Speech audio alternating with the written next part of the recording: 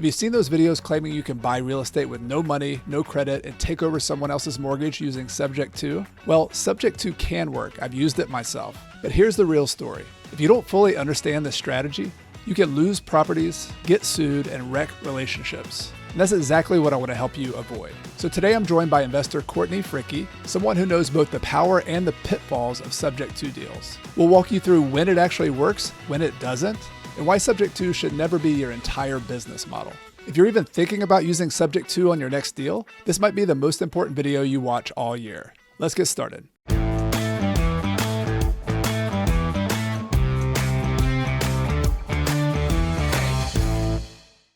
I want to talk about the subject of buying property subject to. We're going to get into like some of the risks, some of the upsides, both of those. But I thought it'd be cool to start with a definition. Like we need to talk about the words. Like what does this subject to transaction even mean? Can you give it as an example or like a definition in just plain language?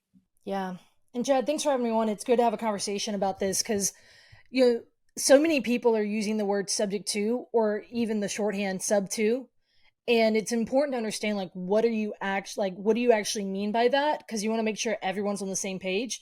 Because really, I see it as a disclosure of a title flaw. And so that's an important precursor because it's like the idea you're buying something subject to, you need to say what. So the long term is that most people are talking about is buying subject to an existing loan staying in place. So the seller's loan, that 2, 3, 4% loan that we all, salivate over. But it can mean a lot of things. I mean, I've bought properties subject to easements. I've bought subject to liens and judgments that are not just mortgages. So there needs to be a definition of what are you buying subject to what? And the clarity there. Most cases it is a mortgage, but it's important to define that. That's a good definition. I like that. So you're basically, you're buying something, you're getting title to the property in this case, but you're leaving something unsettled. In this Correct. case with a mortgage, the typical transaction is we would pay the mortgage off using our money. In this transaction, we're not paying the mortgage off. And so I think that's a good way to start. Maybe let's even define it further by talking about what it's not. Yeah. And a lot of people confuse buying a property subject to with, hey, I'm going to assume the underlying mortgage. Can you talk about the difference between those two? Yeah, that's actually really good. And you did make a great point. Normally you get clear title, but with subject to, you're not, right? It's staying in place. And so the most common misconception is that it is an assumption. I mean, I even did a video in socials just yesterday and someone said, oh, like an assumable loan? No. Similar, but very different. So not all loans can be taken, can be assumed. There's certain criteria with each loan, like if you can actually assume it, who qualifies to assume it. But to my understanding, every loan can be taken subject to, unless there's very, very specific language, which I have not come across. So with that being said, the difference between the two, I like to describe it as two different relationships. So the first relationship is the seller and the bank. That's where they bring their W-2, they bring their, their credit score, their tax returns, and they go to the bank and they qualify for that loan. And that's their professional relationship, right? The official signing on the mortgage with, where they're making those agreements and those promises, right? They're putting their credit on the line, all of that. That's their official relationship. And then there's a relationship with me and the seller that I'm going to buy the property from subject to, where I'm going to sign out a title company that I'm going to make the payments on their behalf of that mortgage that's going to stay in place. But it's important to understand that there's never a third official relationship created. I'm not going to the bank and saying, here's my W-2, here's my credit score, here's my paperwork to qualify for that loan. There's no official paperwork. Now, I may have some paperwork that lets me talk to them, but I'm not creating an official relationship saying that I am now going to be responsible for this loan. That's an assumption. With a subject to, it's just the two relationships, right? With an assumption, there's an official relationship created with the lender to take over that mortgage officially. So it's important to understand that's a very common, very, very, very common misconception. And it's important to keep in mind, not all loans are assumable. This is not the same. It doesn't apply in every scenario. And I'm not creating an official relationship with the lender. Which we're going to talk about a lot about what kind of risk does that bring up? There's some things that you have to be aware of and that could happen, that may not happen, like the due on sale clause, like loan being called due. We're going to talk all about that. But I love that definition, is that assumable loans. It's almost like let's say, for example, you had a $200,000 mortgage. The seller agreed to get that loan with the bank. They've been paying on it for 4 or 5 years. And then you come along, and if it was assumable, the bank would let basically that loan was in the seller's name. Now it's in Courtney's name, and you change the paperwork and then get it recorded. That's an assumption, which is not normal. There's not many loans. There are some loans that are assumable out there, which is kind of interesting. But what we're talking about here is a different scenario where a seller agrees to let you get the title to the property, which is one thing, and then leave the mortgage in their name. And so that begs the question, and I know we might get ahead of ourselves a little bit, but like, is this most sellers that will allow you to do this? Like, is this like just anybody off the street would say, oh yeah, that's, I'll do that? Or is this is this a more special case or more rare case that somebody would let you do that? So I think different people have different opinions on this. I'm of the opinion that this should be, because of the risk. And look, there are benefits, but because of the risk involved, subject to should be a seller's last resort. Because a lot of people, they're like, hey, yeah, anyone can sell subject to. Yeah, I agree. Anyone can. The question is, should they? And so the most same thing with the sellers selling at a discount, right?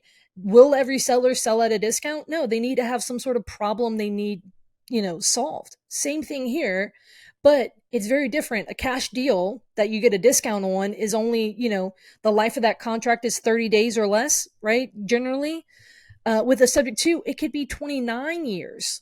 Right? And so there's a level there that people have to understand what they're getting into. But no, sellers for sure. There's some people it's a good fit for, but I tell people that it shouldn't be their first choice unless it's an option they need to explore because of some sort of motivation. Usually it's people facing foreclosure. They can't juggle 2 mortgages, some sort of distress. Yeah, I think that's a good profile. All right. So let's stay there for a minute. Before I think we're going to talk a lot about risk and downside, but let's actually paint a good picture here, because this, I think you and I want to present like a kind of a little more of a balanced. This isn't all hype. We're not trying to hype this up as the best things at sliced bread, which I hear a little bit too much out there. Like this is this is going to solve all your problems. No risk, no money, but there are some benefits to it. So like if I were to buy a property and buy it subject to the mortgage, what are some good sides of that? Why is that so appealing to a lot of people? So that obviously the 2, 3, 4% interest rate loans that are out there that are super hard to replicate right now. Go to the bank and actually go and get a loan for that. That is so powerful, between the principal pay down and how fast, but also your buying power. So if you remember back in COVID when, interest rates were at 2 and 3%, literally consumers could go in, they could buy more of a house because they could afford more, right? With that lower payment. And so there's actually a lot of power to that low cost of debt. One of my favorite benefits is actually I get to manipulate not only the interest rate, so that's, holding a lot of people back right now, but I'm getting to also manipulate time. So for example, I bought one last year. It was a 2012 house, and I bought it from the first owner who had a 2012 loan. So in 2024, he had paid 12 years of that mortgage payment. So it's like and it was a 30-year loan. I got to step 12 years into the future on that amortization schedule, on that loan. And for folks who, they know, like on a 30-year loan around year 15, you start paying more towards principal than towards, interest. And so he just ate a chunk out of that, basically the early part of that loan, which is very interest heavy.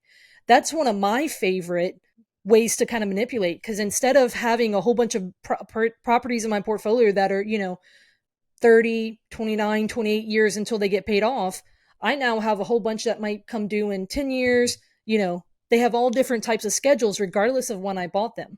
So those are some of the big benefits: the interest rate, the amortization, and the fact that I don't have to go qualify for these loans myself. Got it. Yeah. So if you were to go today, and we're interviewing 2025, but this would apply to any market right now, you might be able to get an investor mortgage, like a DSCR loan for 30 years at 7%, maybe 8.5%, something like that, yes, somewhere 7, 8, in that range.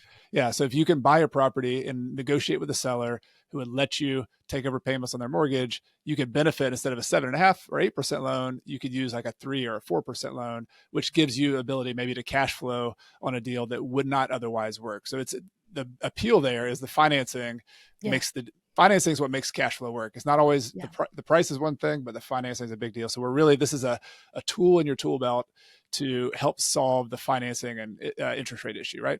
Absolutely. I mean, obviously insurance, all those things that are hurting the market, sellers that are not, budging and giving away properties at real big discounts. Like it does help you manipulate this market. And keep in mind, I think I saw, and I was going to pull it up, but like, I think 35% of properties are free and clear in America. So the rest have mortgages. Of those, around 50% are below 4% interest. Wow, that's amazing. Because of the refi boom that happened. And so Subject 2 has been around for decades, but it's really popular right now because we've been for the last over 10 years with really low interest rates. And so there's just basically a lot of that type of inventory out there with the mortgages. Got it. Okay. Well, one other question about how things work. You mentioned the property you bought that had 18 years left on the amortization. Can you think of another example where a Subject 2 deal worked well? Just kind of paint the picture, the story of that from both the seller standpoint and your standpoint, where, hey, this was actually a pretty good deal. I bought a Subject 2. Yeah. Or somebody you know. I mean, so I bought one, I've bought this year in 2025, I've bought 2 so far. And one of the ones that I bought was the woman had gone to a local realtor saying, hey, I need to sell my house. I basically can no longer afford it. She owed 117. So the house is worth 230, 240 fixed up. It needs some work, some repairs, but mostly cosmetic. And he says, I think I can only sell it at 75 to all my investors. Basically it wouldn't qualify for a loan as it sits. So then she feels defeated, like, hey, I may not even be able to list this on the market.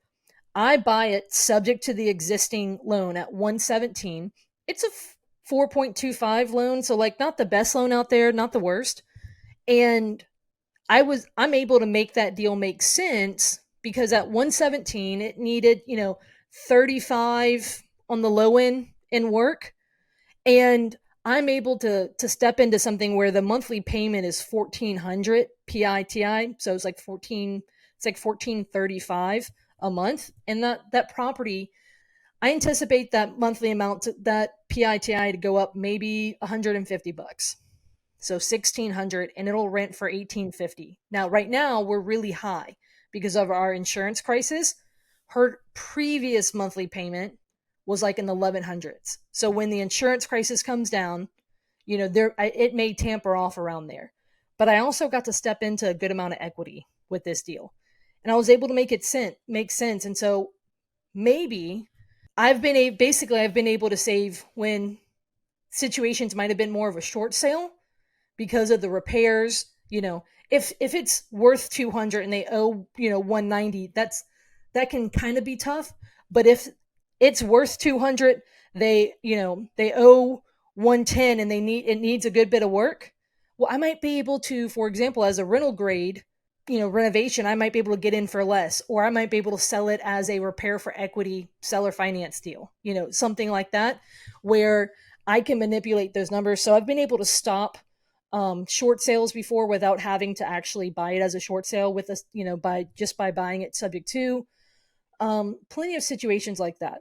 Okay. So that situation is the seller was about to lose their house to foreclosure. Mm-hmm. They would have that on their credit record. They kind of stuck. They're kind of in a stuck situation. And so for you, other investors are offering less than the mortgage balance, which is the definition of a short sale.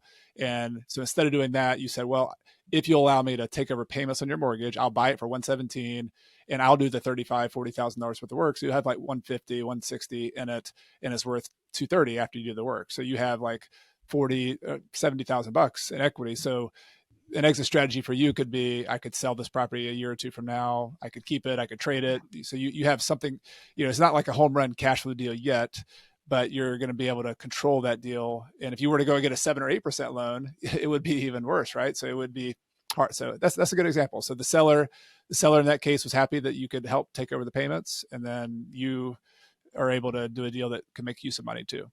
Yeah, and it's looking at the whole picture. I mean, a lot of people just look at the seller, they look at the after repair value, they look at the repairs, but they don't look at what else she has, which is a mortgage I value. And granted, that was a fixed loan. I actually did due diligence on it, and I decided, yes, this is a mortgage I value, and I can make this deal make sense. Okay, cool. All right. Well, I think we'll come back to some maybe another example or two, but I want to go to the downside, the risk, and I think one of the dangers when you watch, I mean, this is kind of a cliche, but you watch anything on social media, you watch one YouTube video, even this YouTube video, you're going to get kind of a surface level. And one of the plugs or the hype for subject to is you can buy something with no money. You can buy something with none of your own credit. You can get into it. It just kind of almost sounds too good to be true. But there's always, but what's the catch, right? What is the catch? And so let's talk about the catch. And I guess I'll ask it this way. Are there any, what would you say are the top either misconceptions or dangers about buying subject to that we kind of should prioritize as some of the biggest concerns we should have as buyers in general? Yeah. So I'm going to speak very generally because majority of the time when people are buying subject to, they're buying to institutional loans. And so these are going to be like your normal everyday type of loans. And so some of the biggest risks are going to be ultimately, let's talk about the benefit. Someone else went and got that loan for you. But if you swing it in the opposite direction, you're now in bed with someone who's tied to that financing, right? Like in the sense of they are, yes, the loan is in their name and tied to them. And so therefore it's not in mine, but they can impact basically your financing. All that subject to is a financing tool.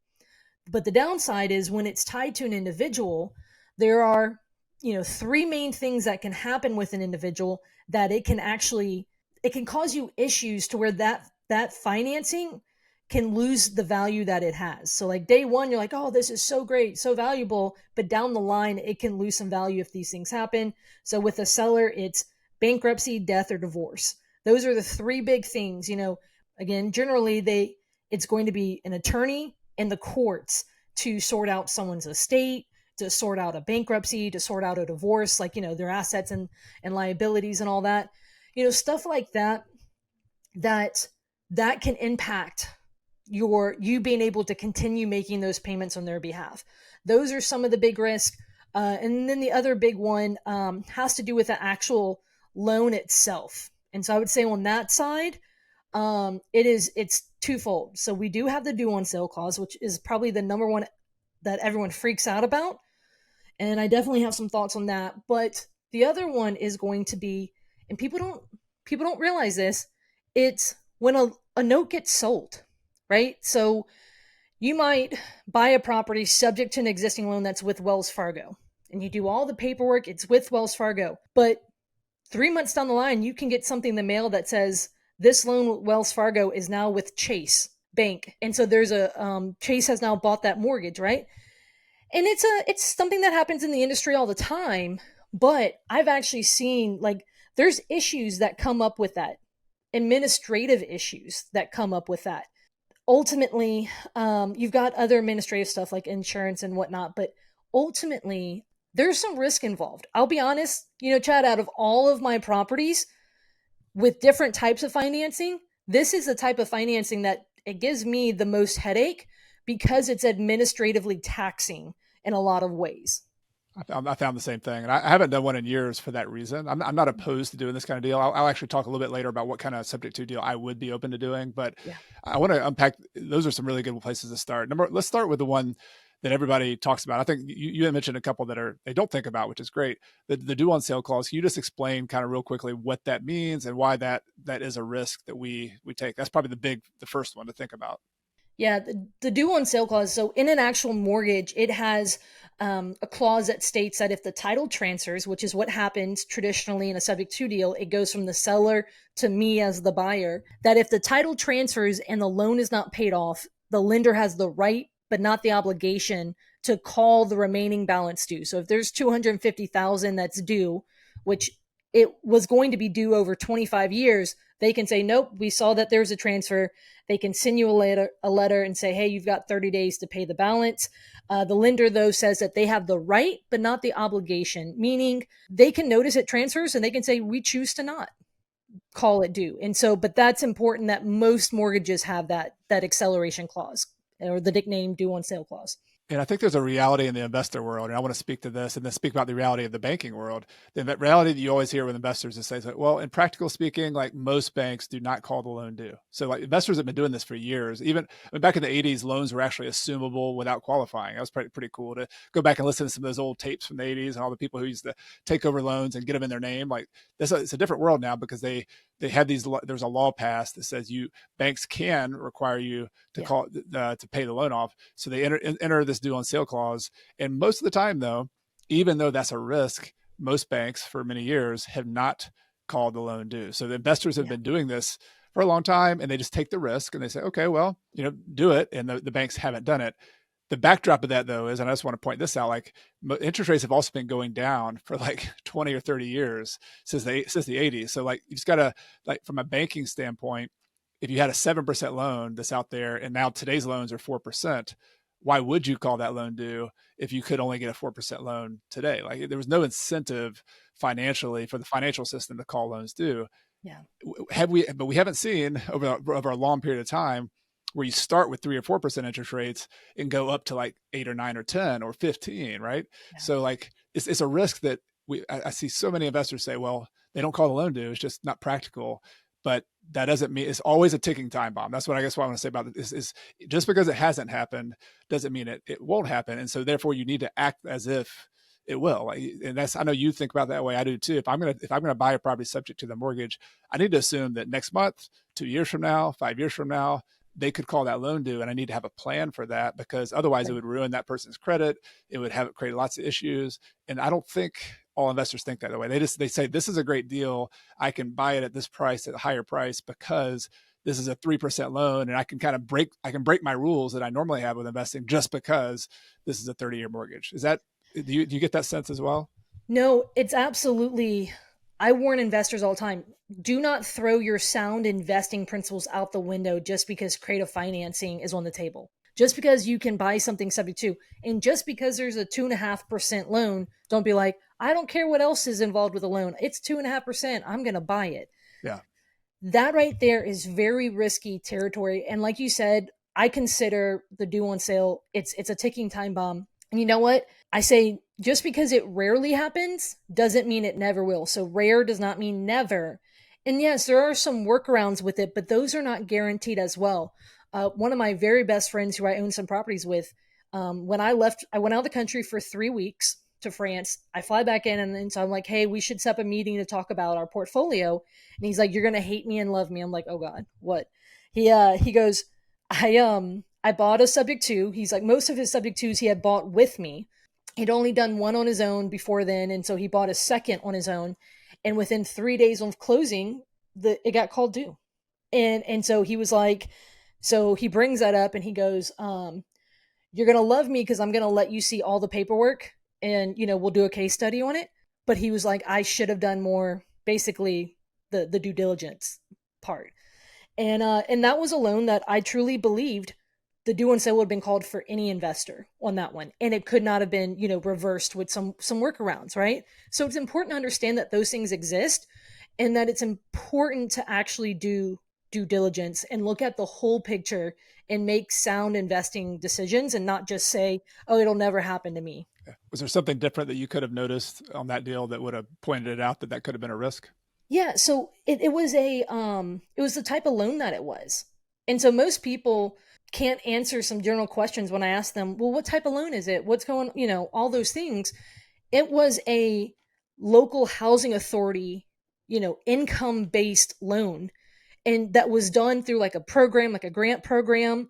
And so as soon as, that local bank, when they saw it, they got notified of it. They said, no, we can't let some investor hijack this basically grant program that we had that I'm sure was subsidized, and they were like, no, this is a owner occupied grant program type of loan to get someone into an affordable housing situation. So the type of loan that it was absolutely, is not the type that it was a very rare type of loan, but you want to look and see what you're getting into.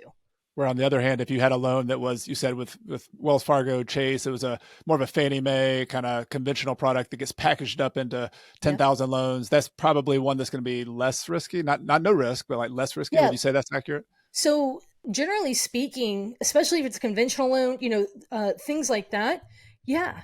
And it's less risky. But I'll be honest, going back to people don't do enough due diligence, most people couldn't tell me the loan that they're buying, what type of loan it is, right? They couldn't tell me more than, well, I looked on the bank statement and it said it's a 3% loan.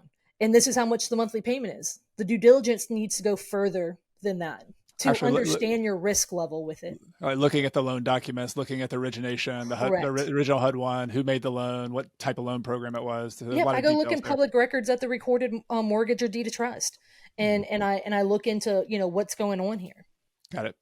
All right. We can keep going down there. So the due on sale, that's kind of the top one, but I want to start just unpacking some of these other risks. And the whole idea of what we're trying to talk here is like, we talked about the benefits. There's some good things to do, but there's a bunch of risks, due on sale being the first one, but there's these other ones you mentioned, bankruptcy, death, divorce. Those might surprise some people because it's like, they might say to you is like, well, I bought the property, I have the title, Yeah. yes, the loan's in their name with a bankruptcy, but how could a bankruptcy affect me now, even though I have the property? Like, how would that happen? Yeah, this is actually really important when I'm doing a subject to, when I'm actually doing the disclosures with the seller, like explaining to them subject to and everything. One of the things I have them, and like actually when I do my purchase agreement, I literally ask them and I have them sign to the effect of this. I ask them, do they plan on filing bankruptcy in the next 6 months? Like if they say yes, we stop and we have a conversation. Like pump the brakes, whole 9 yards. I mean, if they say no, I don't have any intentions, then they go ahead and they sign that in their disclosures in the purchase agreement. Because one of the biggest risk is with a bankruptcy is that the bankruptcy court can actually reverse the sale, especially if it's really early on within the first 6 months. And so that's something, like if it's immediate, the more time you have, they lose that right. And so now then it's, you have to make sure that that debt gets reaffirmed. Not to get too deep in the weeds here, it's just think about it. You've got bankruptcy attorneys that are going to dealing with trustees at the bankruptcy court who probably slept through the title law section of law school that briefly might have talked about subject to. And it's going to sound super foreign to them. Wait, what do you mean you sold a house, but there's still a loan tied to your name? Right? When they're looking at all of their column of assets and all of their column of liabilities, but wait, this is a house mortgage. Where's the house over here? Right? Like in this column. So understand it may confuse the attorneys involved. And so you want to make sure not only do you understand like the major risk, so that extreme risk is if they file bankruptcy immediately, but the other risk is just down the line, basically ultimately what it may do is it may take that debt, instead of making it long-term debt you can use, you may have to refinance it, or Yeah. you may have to get an attorney to help you keep that debt in place. Yeah. In the bankruptcy court, we're neither one of us are bankruptcy attorneys, but I've read about this too, is that the trustee has a lot of authority. They have a lot of power. And if they say, hey, it was within 6 months, you should have included that in the bankruptcy, that equity that Courtney now Yes. has, that $70,000 or something. We could use that to pay off all Your the other creditors. creditors. So Yeah. they said, nope, we're going to undo that transaction. That wasn't, whatever the formality of that doing that, but that's a real risk. That's one. We don't have to go totally down the rabbit hole, but probably similar with death and divorce. There's court cases, right? There's law that happens that says, hey, is this involved? At a minimum, it could create a lot of bad return on your brain damage, right? I have a friend who always says that. What's your return on brain damage? It could just be a lot of hassle, a lot of Exactly. discussions with attorneys at a minimum, but at even worse, it could be like undoing deals, or you didn't do all your paperwork right, or the seller's like, hey, I didn't really want to do that. Yeah, there's just a Exactly. lot of risk to that. Yeah, and I mean, look, I'm refinancing a subject to right now that I bought years ago, because the borrower is deceased, and it's just giving us so much headache that it's just not worth it anymore. So we're in the next 2 or 3 weeks we're refinancing it for that very purpose, to just get away from all of the headache with all the paperwork, especially because the borrower is deceased, and so it adds an extra measure to it. Okay. All right, I've got a list of other risks, some that you've talked about on your YouTube channel, some that I thought of too. One of the big ones that I circled that I hear a lot that makes me cringe when I watch it, people talking about doing this, are some of the exit strategies that other investors talk about using. So what I mean by this, they buy a property subject to, and then they say, well, I could just rent the property. That's pretty straightforward. That's kind of a traditional one. But I also hear about people getting a contract to buy a property subject to, and then wholesaling that contract to somebody else. So like I convinced the seller, hey, you should sell it to me for $120,000. I'll give you $5,000 now, and I'll take over your $115,000 mortgage. And then I assign that contract to another investor who pays me $15,000 to take over my place. So like I now have the liability, I think, with your seller. And then I'm supposedly out of the deal. And now this other person, now what if this other person stops making payments to the seller? I just want to see what you thought about that. I feel like that's a recipe for disaster, but I see it happening all the time. It's becoming one of the hottest strategies in the industry. And I truly believe it's going to cause regulation because subject to has a lot more moving parts. I will not wholesale one. And I'll be very honest. I also don't want to buy one from a wholesaler. Most of the time, they're not doing the proper due diligence. They're not properly explaining it to the seller. And then they want to control the paperwork and all of those things, right? So it's the fastest way to introduce risk into your business, but not risk for a few days. It's risk for years, decades even. Yeah. And I'm just, for what, $5,000? Okay, what if you made 50 grand? Still, no, thank you. Yeah. If you want to build your house on a shaky foundation, that's one way to do it. Have long liability for the next 30 years, liability, like money liability, but also reputation and risk liability. Like you got to think about like, what is it worth making 15 grand, 20 grand?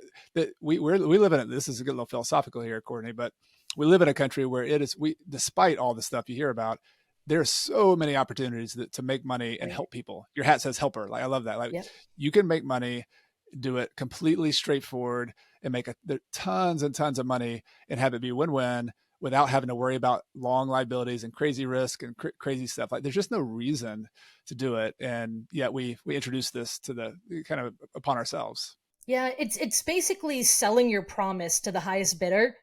And then if you actually care about keeping your promises, then you're wondering if you're going to basically have kept your promise for decades, for years or decades down the line.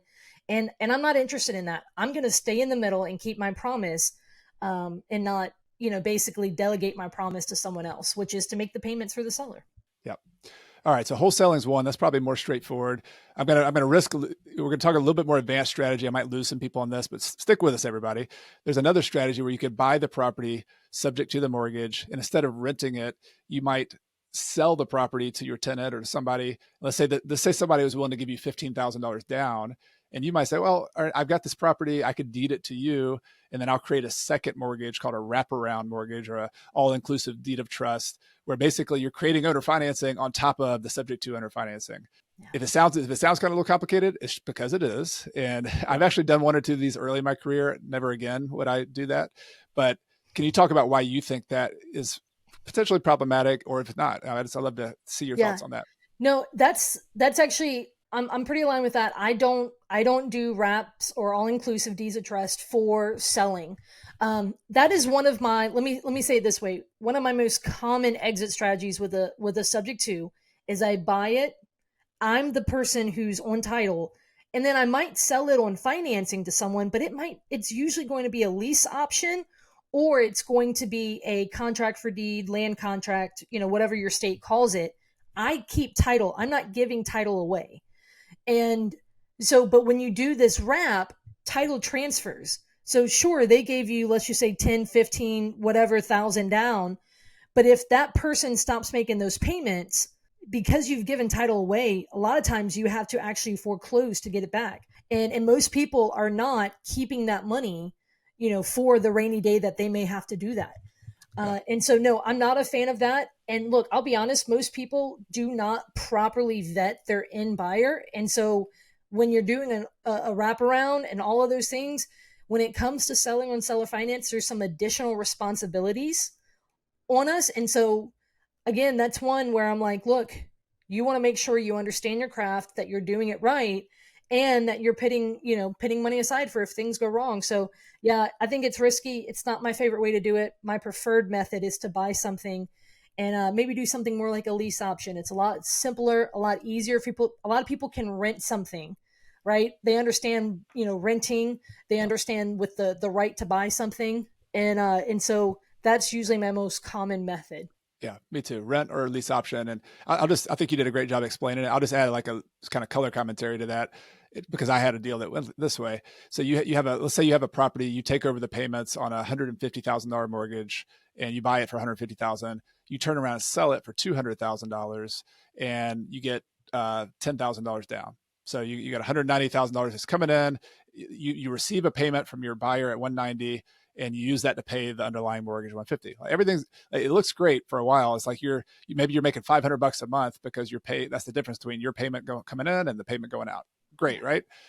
Everything's great until that buyer stops making payments, and now you have. And so in South Carolina, where I am, it could take, if they want to kind of push back against it, could take 6 months, 12 months, 15 months to actually foreclose. If they go into bankruptcy, it could take even longer than that, which happened to me.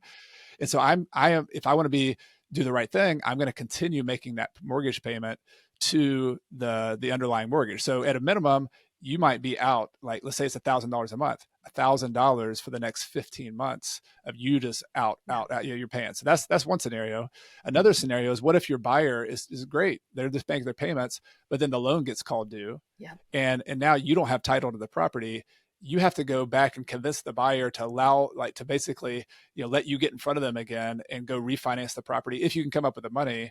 And it's a mess. It's basically, you've made a promise to the buyer to sell them that property that you can't keep because there's a loan that can get called due. And you don't want to get in the business of making promises you can't keep. It's just not it's not a good business model. So I would just say that I'll go back to my main point. This is kind of maybe the theme for me of this episode is, there's so many ways to make money in real estate without getting too cute and too fancy that create extra risk, that like, just be careful on that. Like, the risk reward has to weigh itself. And I feel like sometimes I did this a lot early in my career, where it's like, because I could, and because it looked interesting, I would do the deal, when really there's a bunch of risk and hassle that just didn't make it worth doing that kind of deal. Yeah. And I'll just add one thing, especially in the creative world, a lot of people can err on the side of being just like overly creative. Hyper creative would be the way I would say it.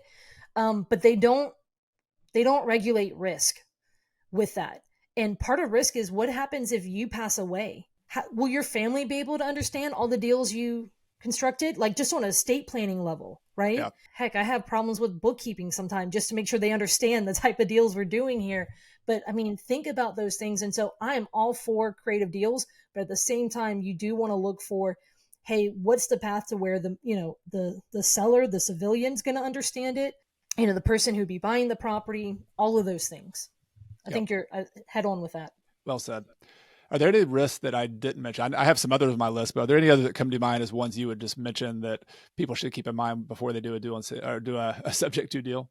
Yeah, seller, you mentioned it briefly. It's sellers not understanding what they're getting into. And so one of the biggest things, Brene Brown, who's a famous author, Dr. Brene Brown, she said, to be clear is to be kind. So one of my favorite things is, we're going to sit down and we're going to have a conversation about the risk here. I want to make sure they fully understand what we're getting into. Now, I'm not giving this huge dissertation, but I want to make sure we understand. Because what I don't want is for us to get to the closing table, and when it comes to the actual, legal paperwork, they're like, wait, hold on. What's going on here? Wait, it's not coming out of my name. Like, what's happening here? I want them to fully understand. And then I want it to be, look, at the end of the day, we're at the closing table is not going to be the last time we're going to talk. Down the line. I was just at a festival a few days ago here in New Orleans. We're in the beginning of festival season. That's always fun. I love it. I love it, right? So we had, music in the streets. And so my spouse and I were walking to the car after listening to a performer, and I hear my name. I turn around, and sure enough, it was a seller who just 2 or 3 months ago, I bought their house, stopped a foreclosure, bought it subject to. But, we've talked a few times since that closing. We'll talk a handful or more, throughout time. And so the risk is, if sellers don't understand what they're getting into, and then over time, they could basically interfere, whether it's them just saying, hey, I want this out of my name, or, hey, me and we did this deal when we were married, but now we're divorced and I don't want to be tied to them in any way. So it's basically what I call conversation leadership throughout the life of the transaction, which means the life of the debt. You've got to stay involved with them and stay up to date with them, talking with them, all of those things, so that you can navigate the deal accordingly. Yep, 100%. So I'm going to add one other risk, and I'm going to also add an invitation to people watching this. I'd love to hear. I haven't done an episode on subject to, and I thought of Courtney as the person I wanted to talk to if I did one. So there's a whole hour we could talk about just how to do it properly.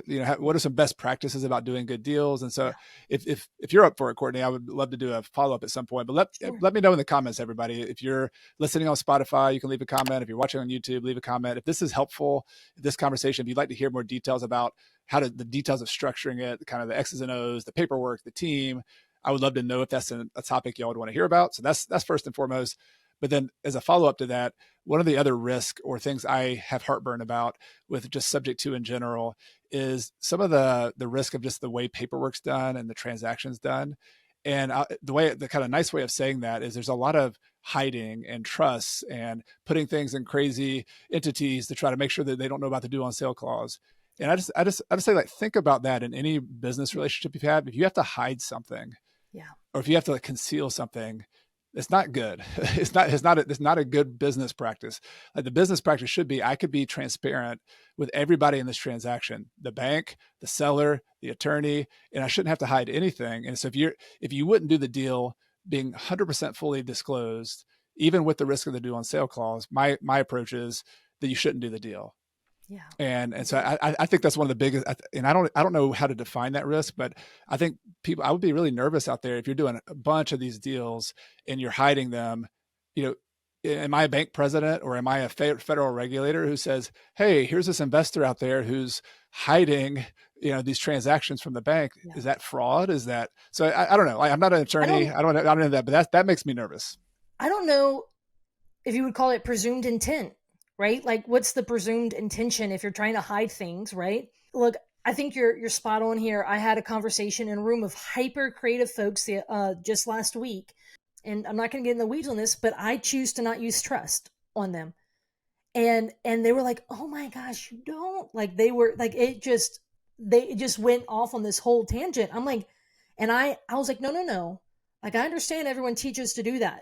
But I did my research, and I felt the most confident way that I could do this deal, in the most, ethical, confident way I could do it, was like this. And so you want to make sure, with all the moving parts, you understand what you're doing, but you also understand enough to say, no, I'm choosing this path for a reason. I've learned from multiple different teachers, and mentors over the years, to where I'm not replicating just one. I'm a mixture of the combination.